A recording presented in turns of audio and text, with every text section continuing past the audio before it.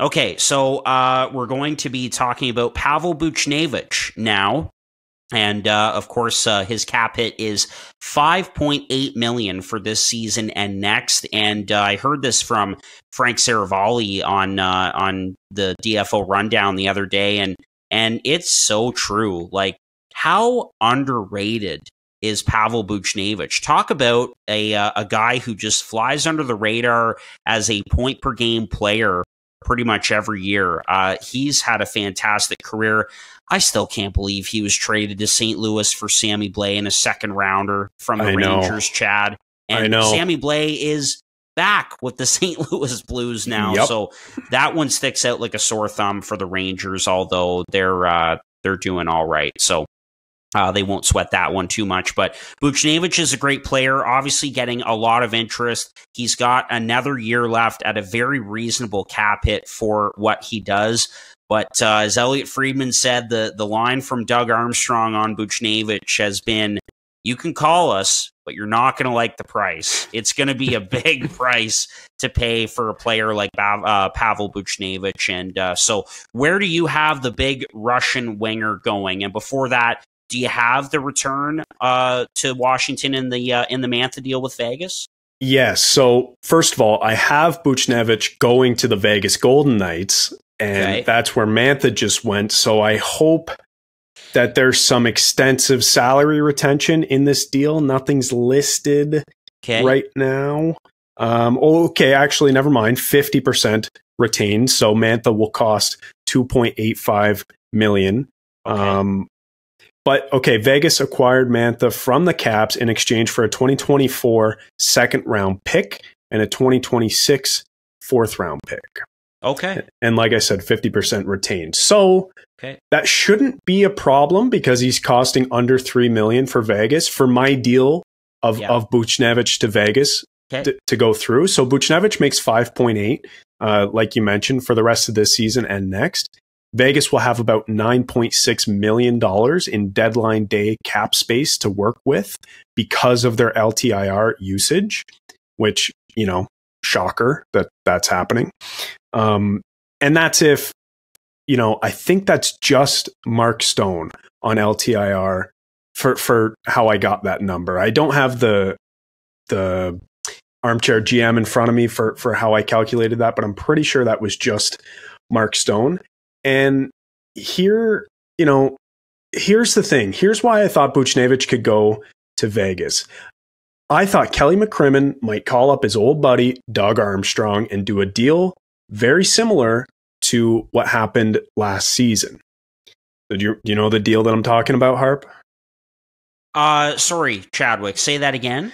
Well, so I thought McCrimmon would call up his old buddy, Doug Armstrong, and do a similar deal to last year. So last year, the deal was Barbashev for Zach Dean, who was the 30th overall pick in 2021 for Vegas. So I thought, why not go back to the well and get a player from Dougie Armstrong who is, bigger. He scores more. He can also take faceoffs if you need it. Essentially brings all the elements that Barbashev does, but also does more. And by the way, I love Pavel Buchnevich. He is an underrated player, but for me, I've had him on my fantasy teams for the last few years. He's extremely complete. So trust me, he has never flown under my radar because I think it was Kenny from Data Draft who got me onto this guy. He's you know such a complete fantasy player. So that's an aside. The expected return for Buchnevich has to be like almost similar to the Gensel return, you would think, right? Especially because he comes with that next year as well. Like he has an additional year on his contract. So I'm expecting like a first round pick, a good roster player, and 2 prospects. And that's what I have here. So going to Vegas, Pavel Buchnevich, and you would have to probably retain some of that, but if they want to make more moves, if they don't want to make more moves, they can probably make it work if they just bring in his cap hit because of the LTIR usage. Now, that gets tricky next year, but I think, if you wanted to, you could probably make it work for this year. And then going to St. Louis, first round pick in 2024, Then 19-year-old defenseman David Edstrom, who was 30th overall in 2023.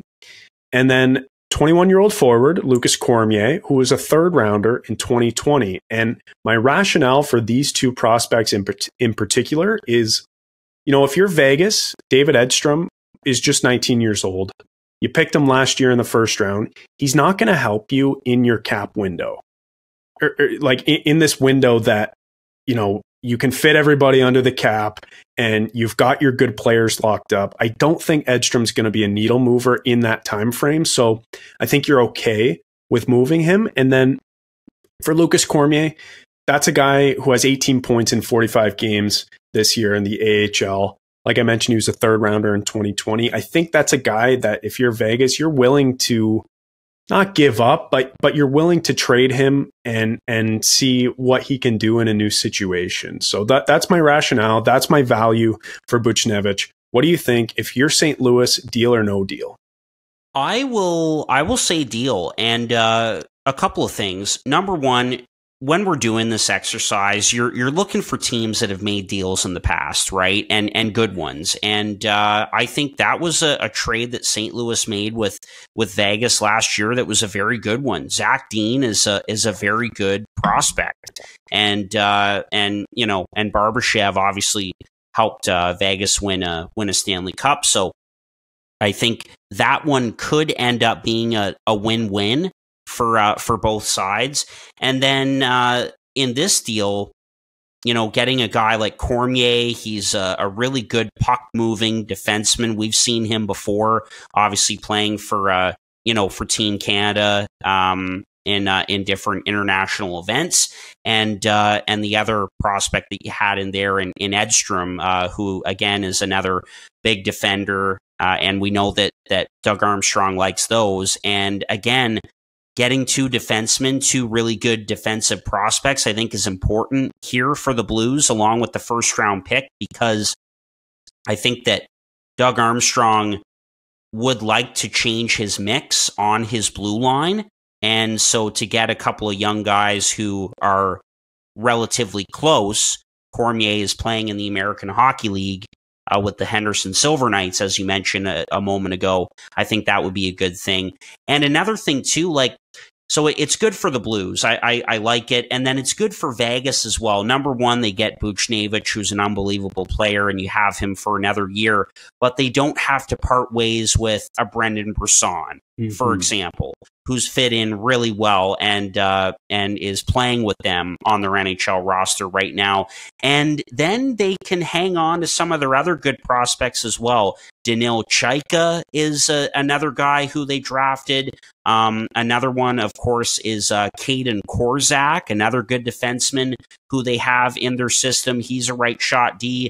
And now that I'm thinking of it, Vegas is another team. They're good now, and they've got some good prospects as well.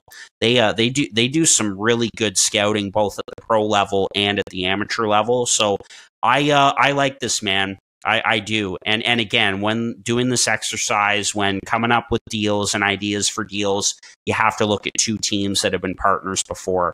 I say deal on this one. Nice. And thank you, by the way. Couple corrections. The first thing is that I'm pretty sure when I was going through my trade, I said that Cormier was a forward, but you're right to point out that he's also a defenseman. Yep. And the second thing that you mentioned is keeping Brisson. So those two things were something I really considered when making this deal. You want to keep Brisson on your team. If you're going to keep any of your young talent, you want guys who can help now. So that was the structure that I wanted to do. Then if you're St. Louis, we know that they've been trying to get younger on their back end forever. So it makes a ton of sense there. And then like just in terms of Vegas, what you're willing to give up, guys you picked last year, again, I'll reiterate the point, they're not going to help you anytime soon. And we've seen Vegas do this before. How many first round picks have they traded? I'm not talking about the pick that hasn't turned into that hasn't yet turned into a player. I'm talking about guys they picked in the draft. Oh, I know. In the first round that they've traded. So that's to me, documented. To me, I think this is a trade that they would not be afraid to make, because essentially we've seen it before. We've seen this thing done. So that was my whole rationale for this Buchnevich trade. I think it could work out. It just, I guess it gets a little trickier next season with the cap, but it's Vegas, man. They'll figure it out. It's Vegas, baby. Absolutely. And you know that with the way that McCrimmon and company operates, they are not satisfied with just one Stanley Cup. They want to win more and would love to go back to back. And I'm sure they'll do everything they can to try and do that. And they already did as we are recording this and acquiring Anthony Mantha from the Washington Capitals. And a correction on my behalf, Chad. Edstrom, of course, is a centerman. He's a 6'3" center. I said that he was a defenseman by mistake. So okay. I think this is where this happened. When I was writing down in my notes, and by the way, like I don't profess to be some guy who knows every prospect on every team. I've heard of both of these players, but of course I have to do some research and look up their stats. And I think what happened was I swapped the two in my notes. So that was the problem that happened. So anyways, that's, besides the point. Yeah. But the thing is, St. Louis gets younger. I think Vegas gets better, and they'd be willing to do it. And man, if you're the Blues, like I think you're trying to follow the blueprint of the Dallas Stars, like, be like to get to the point where you're competitive, but you are just stocked up with prospects. And they obviously had the big first round there in last year's draft with the 3 first rounders, and then if they can add a couple of more prospects from the Vegas system, once again, I think that would go a long way for the St. Louis Blues to get back to being a contender. So I like it for both sides, man.